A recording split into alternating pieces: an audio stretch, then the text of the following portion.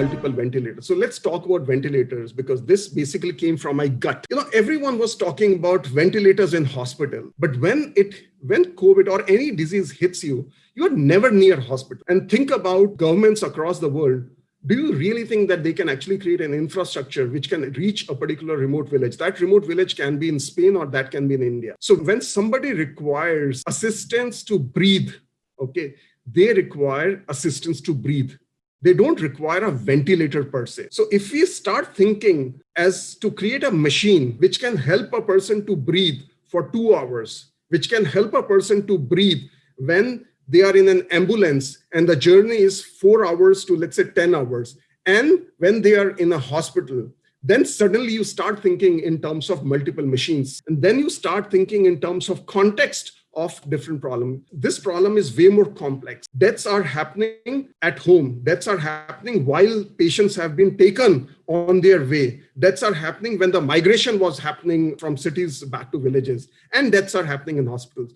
So that was my whole premises. Okay, so why can't we basically design a small device, just a small device, which can just help you to breathe? Take air from atmosphere and just push it into your lungs. Not the best device, still better than nothing device. But it should be built locally. It can be maintained locally, and cost should be so less that anyone should be able to afford it. And if they are not afforded, any shopkeeper in India should be able to lease it at a very, very less cost. So even though the first one, this one, which is a very, very simple design. If you actually look at this, this is nothing. There's one motor, there's one mask, there's one valve, there's one sensor, and there is one inlet and one outlet. And if I suddenly remove this word ventilator, this device actually looks simple. And I'm sure electricians, mechanics, the most eloquent one with an ITI degree, okay, they should be able to build this. They should be able to build it way better than me. Only thing which I have done is that I have created a modular design.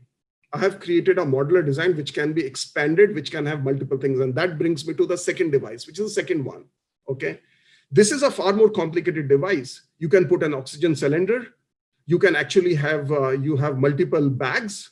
These multiple bags can be synchronized with the breathing requirements of the lungs. There is a machine learning code which basically finds out at what frequency the air should come in and at what frequency and what quantity the oxygen has to be calibrated so it gets inside the lungs. This can be built by an IIT engineer. So you don't require an IIT engineer. I'm not glorifying ITI or IIT either ways. I'm just giving that example as a clue that you don't require a single skill set to build everything. And I'm telling you, the previous one will save more lives than this one, because this one will be far more applicable when you have a hospital, because it requires some skill to read, to use oxygen, where to place that particular oxygen. But this one is as simple as that. You take a mask, you put it over here, and you basically put one switch button and the person is able to breathe. And these are the intent. You can extend this particular design and you can actually create an ICU grade clinical ventilator. So one idea was one design.